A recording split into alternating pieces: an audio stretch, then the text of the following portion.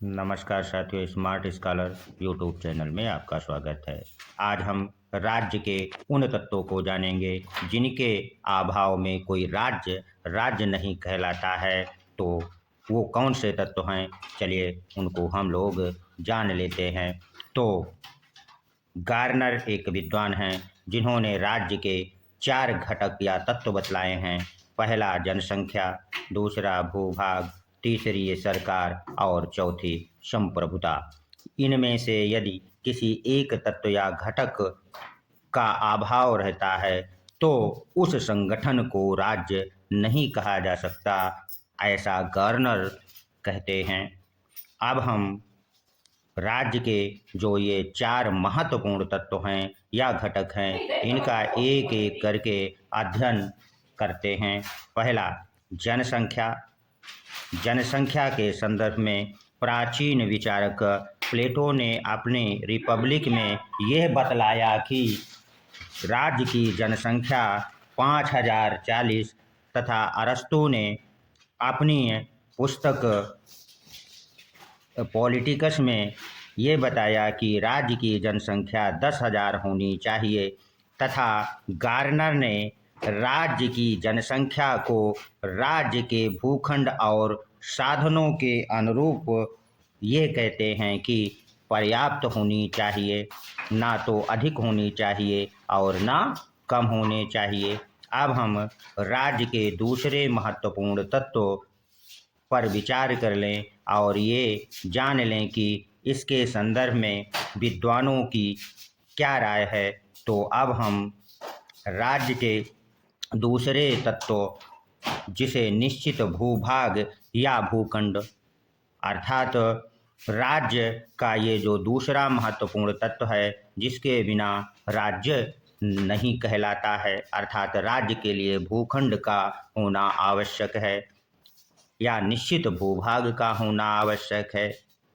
निश्चित भूभाग राज्य के लिए आवश्यक तत्व बतलाने वाले जो प्रथम विद्वान हैं वो क्लेवर हैं, जिन्होंने 1817 में भूभाग को राज्य का आवश्यक तत्व बताया है।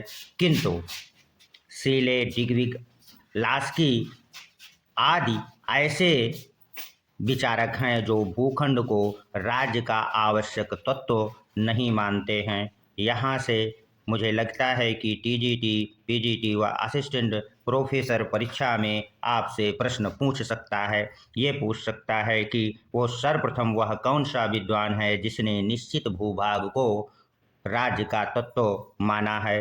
तो आपका उत्तर क्लेवर होना चाहिए।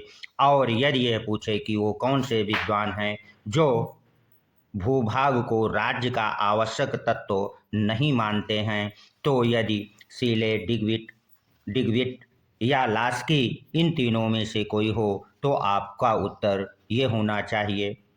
अब हम राज्य के इस दूसरे तत्व निश्चित भूभाग या प्रदेश के संदर्भ में प्राचीन विचारक प्लेटो और अरस्तु के साथ साथ रूसो राज्य के क्षेत्र अथवा भूभाग को कम बतलाते हैं, अर्थात राज्य का जो क्षेत्र अथवा भूभाग हो वह बहुत अधिक नहीं होना चाहिए।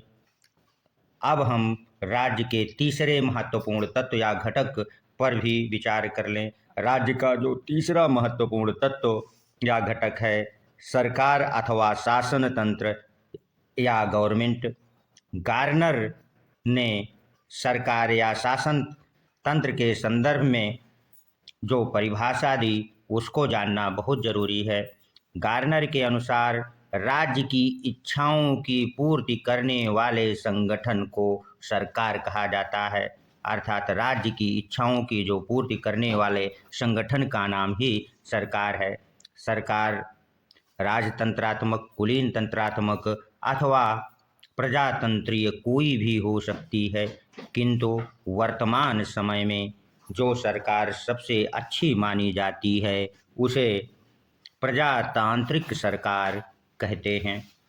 और आज दुनिया में जितने भी देश हैं लोकतांत्रिक सरकारें उस देश में पाई जाती हैं या शासन व्यवस्था देखने को मिलती है।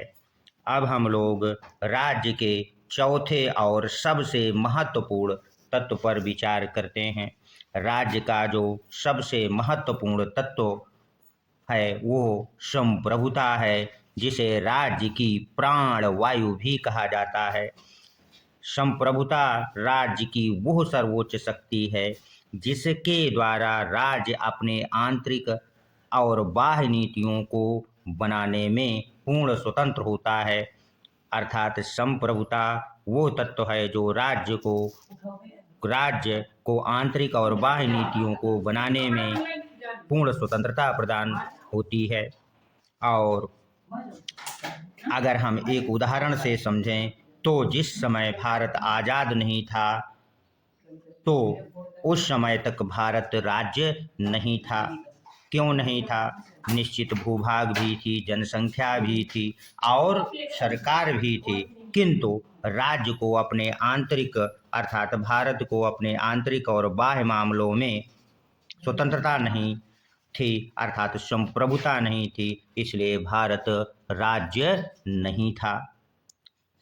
और इसी प्रकार यदि हम एक दूसरा उदाहरण लें कि उत्तर प्रदेश राज्य है या नहीं, तो जी उत्तर प्रदेश राज्य नहीं है, क्योंकि उत्तर प्रदेश में जनसंख्या है, भूभाग है, सरकार है, किंतु यह अपने आंतरिक और बाह्य मामलों नीतियों को बनाने में स्वतंत्र नहीं है। अर्थात किसी देश हमारे देश की जो प्रांत सरकारें हैं वो विदेशों के संदर्भ में कोई नीतियाँ नहीं बना सकती हैं, इसलिए कोई भी प्रांत राज्य नहीं कहलाएगा।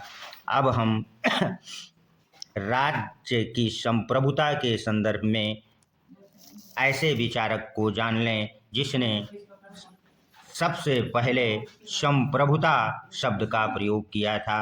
वह विचारक है फ्रांस का जीन बोंदा, जिसने अपनी प्रसिद्ध पुस्तक 6 बुक ऑन रिपब्लिक में संप्रभुता शब्द के लिए फ्रेंच शब्द सोवरेनिट का प्रयोग किया था, जिससे अंग्रेजी ये शब्द सेवरनिटी बना है। आशा करते हैं कि यह वीडियो आपको अच्छा लगा होगा और आपने समझ लिया होगा। यदि आपको अच्छा लगा तो इसे सब्सक्राइब कर दें, लाइक कर दें और अधिक से अधिक छात्रों को शेयर भी कर दें, ताकि इसका वो अधिक से अधिक लाभ उठा सकें और टीजीटी, पीजीटी व असिस्टेंट प्रोफेसर की परीक्षा में अपने लिए एक स्थान सुरक्षित कर पाएँ। धन्यवाद। मिलते हैं अगले वीडियो में।